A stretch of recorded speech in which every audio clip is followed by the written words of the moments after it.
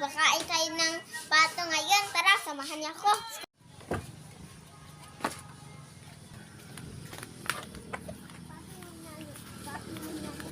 Kamamang bunso. Go.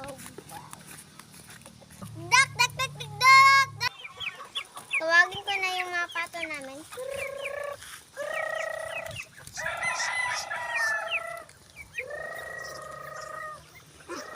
Mga kasama yung mga iro. So guys.